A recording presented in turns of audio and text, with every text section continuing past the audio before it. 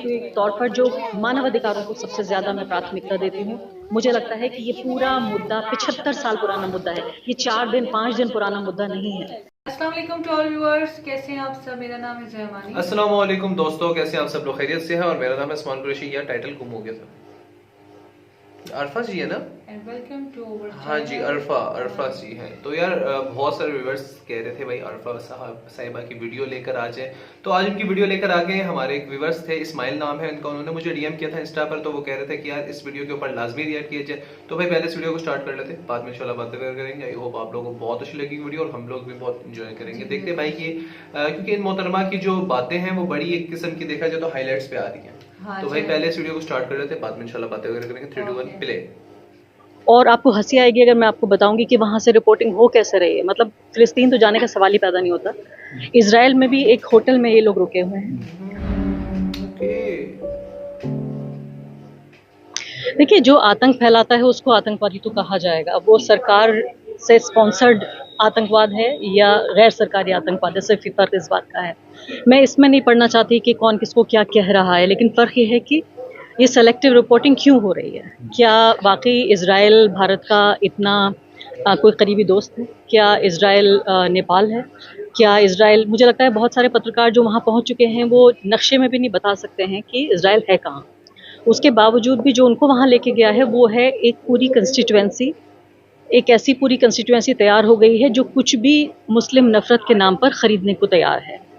ये लोग वहाँ पर गए हैं ये बताने के लिए, दिखाने के लिए कि स्टूडियो से नफरत फैलाना काफ़ी नहीं था। इसके लिए हम बाकायदा टिकट ख़रीद के जा सकते हैं। और आपको हंसी आएगी अगर मैं आपको बताऊंगी कि वहाँ से रिपोर्टिंग हो कैसे रही है। मतलब फ़िलिस्तीन तो जाने का सवाल ही पैदा नहीं होता। इजराइल में भी एक होटल में ये लोग रुके हुए हैं। होटल से ही अंदर से पीस टू कैमरा करते हैं, आप लोग जानते हैं अच्छे तरीके से। वहीं से रिपोर्टिंग करते हैं, यानी कि जो आप स्टूडियो में आराम से कर सकते थे वो चीज़ इजरायली अधिकारी सोशल मीडिया के ज़रिए और अपनी प्रेस कॉन्फ्रेंसेस के ज़रिए सारी सूचनाएं वैसे ही दे देते हैं।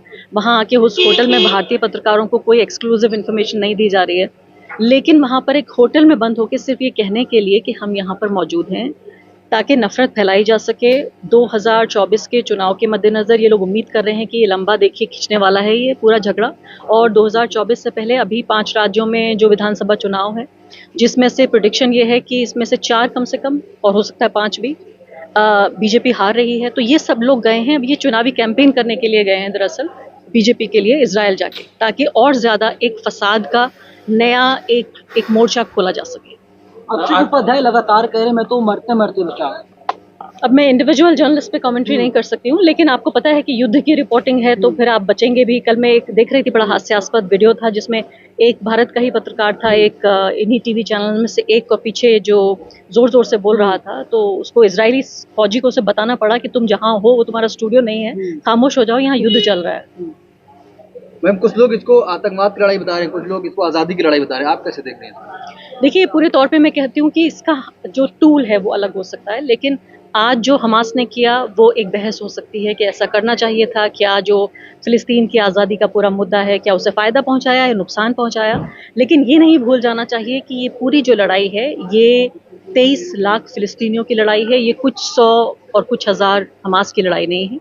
ये पूरी दुनिया में जो सिद्धांत हैं, सिद्धांत जो कि मानवता के सिद्धांत हैं, जो संयुक्त राष्ट्र के सिद्धांत हैं, वो तमाम संयुक्त राष्ट्र के तमाम डिक्लेरेशंस और संयुक्त राष्ट्र की तमाम जो संधियां हैं जिन पर हमारे जैसे देश ने भी सिग्नेचर किए हैं, ये उस सब के विरुद्ध है। वो ये कहता है कि एक व्यक्ति को अपनी पूरी आज़ादी के साथ रहने का हक है। जैसे महात्मा गांधी ने कहा था कि फ़िलिस्तीन उतना ही फ़िलिस्तीनियों का है जितना इंग्लिस्तान अंग्रेज़ों का है और जितना हिंदुस्तान भारतीयों का है। तो ये लड़ाई, ये संघर्ष 75 साल पुराना है और मुझे नहीं लगता कब तक चलेगा। मेरी नज़र में एक ऐसे व्यक्ति के तौर पर जो मानवाधिकारों को सबसे ज़्यादा मैं प्राथमिकता देती हूँ, मुझे लगता है कि ये पूरा मुद्दा 75 साल पुराना मुद्दा है। ये 4 दिन 5 दिन पुराना मुद्दा नहीं है। और ये मुद्दा है फ़िलिस्तीन के 23 लाख लोगों की आज़ादी और उनके बुनियादी अधिकारों। इजराइल ने कहा गाजा को खाली कर दीजिए, और हमारे प्रधानमंत्री मोदी इजराइल का समर्थन कर रहे हैं। प्रधानमंत्री मोदी ने ज़रूर ट्वीट किया है कि वो इस्राइल का समर्थन कर रहे हैं, लेकिन आप विदेश मंत्रालय का वो पढ़िए जो उन्होंने स्टेटमेंट जारी किया है, जिसमें कहा है कि फ़िलिस्तीन को अपने लिए पूरा अधिकार है। देश की जनता बहुत, आप दोनों चीज़ें पढ़िए। आप कहाँ जाए देश की जनता, समझ नहीं आ रहा। देश की जनता बहुत सस्पेंस में है, क्या करे? सस्पेंस की कोई ज़रूरत ही नहीं है। मुझे लगता है ये तस्वीर बिल्कुल साफ है कि आज़ादी, अधिकार और जो बुनियादी मानव अधिकार हैं उनके लिए खड़ा होना है। एक हिंदुस्तानी को सिर्फ ये सोचना चाहिए कि उसे अपने लिए क्या चाहिए। एएमयू के छात्रों जितना ने जो उसे प्रदर्शन अपने किया लिए है, चाहिए, जितना उसे अपने लिए चाहिए, उतना ही उसे फ़िलिस्तीन के लिए भी सोचना लेकिन चाहिए। योगी आदित्यनाथ का बयान आता है, वे कहते हैं कि जो भारत सरकार के खिलाफ होगा तो हम उसके ऊपर कार्रवाई करेंगे। देखा गया एएमयू में आंदोलन हुआ और एएमयू के 4 छात्रों पर केस दर्ज कर लिया गया। मुझे लगता है कि फ़िलिस्तीन, अभी भारत का संविधान ये कहता है कि किसी भी नागरिक की आज़ादी के लिए, किसी भी नागरिक के जो कानूनी अधिकार हैं उनके लिए आवाज़ उठाना अभी भी संविधान में गैर कानूनी नहीं है। अलीगढ़ के सांसद, भाजपा के जो सांसद हैं, वो कह रहे हैं कि एएमयू में जो छात्रों ने प्रदर्शन किया है उनके खिलाफ सख्त से सख्त कार्रवाई करेंगे। अब देखिए, यहाँ तो जब आम जनता नाराज है, आज़ाद है सब कुछ कहने के लिए, तो अब नेताओं का क्या जिक्र करें। मैं तो सिर्फ सीधे तौर पे इसको देखती हूँ कि इसको हिंदू मुस्लिम राजनीति के एक नए मोर्चे के तौर पर खोला जा रहा है। इनको नहीं पता कि फ़िलिस्तीन का इतिहास क्या है, नहीं पता कि जो इजराइल है उसके आतंक का कितना पुराना इतिहास है 75 साल में। मैं तो समझती हूँ कि पूरी दुनिया में जितना आतंक इस वक्त है और आतंक की पूरी हिस्ट्री है, उसका आधा हिस्सा कम से कम इजराइल और फ़िलिस्तीन का जो ये पूरा संघर्ष है, जो फ़िलिस्तीन की आज़ादी की लड़ाई है, उससे पैदा होता है। अगर फ़िलिस्तीन नहीं होता तो पूरी दुनिया का आधा आतंक नहीं होता। आरफा जी, सवाल है भारत में प्रदर्शन भी नहीं कर सकते मैडम? जिस तरह से जो मीडिया है, मीडिया के कुछ पत्रकार इजराइल पहुंचे हैं, और जब इंडिया के अंदर, भारत के अंदर, हमारे देश में जो घटनाएं हुई, चाहे मणिपुर हुआ, चाहे फिर हाथरस हुआ, ये पत्रकार लोग नहीं गए, लेकिन भारत से बाहर जाके ये पत्रकारिता दिखा रहे हैं। कैसे देखते हैं? मुझे लगता है कि ये बहुत मासूम लोग हैं और इनको मणिपुर का वीज़ा नहीं मिला होगा, इसलिए नहीं आ पाया होगा। मणिपुर जाने के लिए वीजा या मेट्रो की जरूरत है? आपको लगता है? मुझे तो क्योंकि ऐसे मोदी लगता है। जी गए हुए थे। अब ये सवाल इतना ही मासूम है, इसका ऐसे ही जवाब दिया जा सकता है कि भाई क्यों नहीं गए मणिपुर। मोदी जी ने वीज़ा नहीं दिया होगा। कंफ्यूज है कि हाँ, जैसे मोदी जी ने कहा है कि हम इजराइल के समर्थन में हैं, लेकिन कुछ लोग कह रहे हैं कि फिलिस्तीन सही है। तो जनता कंफ्यूज है कि किसका समर्थन करना चाहिए और कौन इसमें सही है, कौन इसमें गलत है। देखिए, आपको ना तो सरकार को सुनने की ज़रूरत है, ना ही आपको टीवी चैनल को सुनने की ज़रूरत है। आपको सिर्फ ये देखने की ज़रूरत है कि मानवता का तकाजा क्या कहता है। आपका क्या नाम है? निशा, आपको क्या चाहिए? एक इंसान के तौर पर, एक भारतीय के तौर पर आपको चाहिए कि आपको बुनियादी अधिकार होने चाहिए, आपके पास बुनियादी आज़ादी होनी चाहिए और आपको ये हक हो कि आप किसी भी तरह की पहचान के बावजूद आपको जीने का हक हो। सिर्फ इतना ही एक फ़िलिस्तीनी मांग रहा है। क्या आप इसके खिलाफ हो सकती है? तो यहाँ पे आप ये कह रहे हैं कि मतलब हमें फिलिस्तीन को सपोर्ट करना चाहिए, इजराइल को सपोर्ट नहीं करना चाहिए, जबकि दोनों की ही लड़ाई।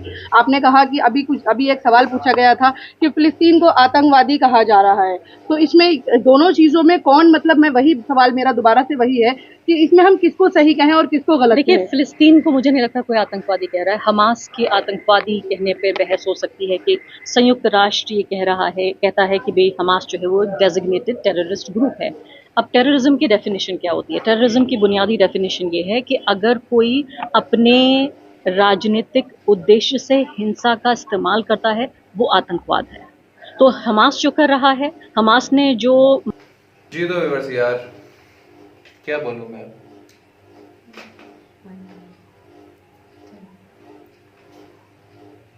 जी तो व्यूअर्स यार, बहुत जबरदस्त वीडियो थी भाई फलस्तीन की। यार देखें, अब ये अरफा जी हैं, इन्होंने भी बहुत जबरदस्त बात की है। ऐसी पॉइंट की बातें की हैं इन्होंने कि मैं क्या बताऊं। देखिए, पहली बात मैं आपको पहले नोट करवाता हूँ। सबसे पहली बात उन्होंने कही, भाई इन लोगों को मणिपुर के वीजे नहीं मिले होंगे, ये इसराइल चली गई। देखा जाए तो मणिपुर के अंदर जो जुल्म हुआ है वो उनको नजर नहीं आ रहा। इसराइल को सपोर्ट किया जा रहा है जी मोदी साहब की तरफ से। और उसको सपोर्ट किया जा रहा है। इवन कि जो रिपोर्टर्स हैं ना, ये भी बात मानने को तैयार ही नहीं हो रहे। देखिए, मैं एक और बात बताऊं, आप मुझे इमरान प्रताप गरी साहब की ना एक बड़ी मजे की नज़म थी। उन्होंने कहा था कि देखें, फलस्तीन का काश ये दुनिया समझ ले कि ये मसला क्या है, ये झगड़ा क्या है, आपके घर में किसी गैर का कब्जा क्या है। बिल्कुल, ये तो बहुत बड़ी बात है। ठीक है, तो बिल्कुल डेफिनेटली बात कीजिए तो भाई आपके घर में किसी गैर का कब्जा है। और आपको देखिए, मैं एक बात बताऊं, इंडियंस हैं, मुस्लिम्स हैं, जो भी हैं, देखिए उसका एक अधिकार क्या होता है, मतलब क्या वो चाहता है बंदा। भाई वो अपनी मतलब राय करे, ठीक है, मतलब अपनी आज़ादी में रहे, अपने घर में, अपने मुल्क में जो उसकी राय है वो अपनी राय बता सके, ठीक है। जो बातें हैं वो उसकी बातें, मतलब कुछ भी, मतलब आज़ाद रहे। हर बंदा ये चाहता है ना, तो फलस्तीन भी तो यही चाह रहा है ना। ये मैडम ने रिपोर्टर से बात की है कि आप देखिए आपका क्या नाम है, जो भी नाम है, आप क्या चाहती हैं? क्या चाहती हैं? बिल्कुल ऐसे कि आप अपने एक नेम होने के बावजूद आप अपने अधिकार से रहें अपनी और आप ये जगह देखें पर। कि जो रिपोर्टिंग करनी थी, हाँ। ये फलस्तीन तो गई नहीं है ना, मतलब इसराइल पे बैठ के उधर स्टूडियो बनाकर उधर ही रिपोर्टिंग की जा रही है कि ये देखें जी इसराइल पे जुल्म हो रहा है, ये देखें जी इसराइल पे जुल्म हो रहा है। और भाई तुम्हें फलस्तीन नजर नहीं आता, तुम्हें सिर्फ इसराइल नजर आ रहा है। यार बीजेपी मोदी कैसी सरकार है यार, मतलब देखा जाए तो आप इसराइल को सपोर्ट कर रहे हो यार, फलस्तीन को सपोर्ट नहीं कर सकते हो। फलस्तीन में क्या हो रहा है लेकिन वो नजर नहीं आ रहा है। बात वही है ना, स्टूडियो आपको मिला है इसराइल में, तो डेफिनेटली आपने इसराइल को सपोर्ट ही तो करना है भाई। सपोर्ट करनी है एंड हम लोग तो भाई मेरे तो ये है भाई, वी आल्सो स्टैंड, हम फलस्तीन फलस्तीन के साथ खड़े बिल्कुल, हैं और हमेशा खड़े रहेंगे क्योंकि रहेंगे। फलस्तीन हमारी जान है, हमारी जिंदगी, बिल्कुल। हमारा सब कुछ है भाई। बिल्कुल। तो मैं तो भाई इस बारे में ही कहना चाहता हूँ कि भाई जो जो इंसान इसराइल को सपोर्ट कर रहा है ना भाई, वो वीडियो देखने से पहले ही चला जाए, बिल्कुल। कोई जरूरत नहीं है उसकी।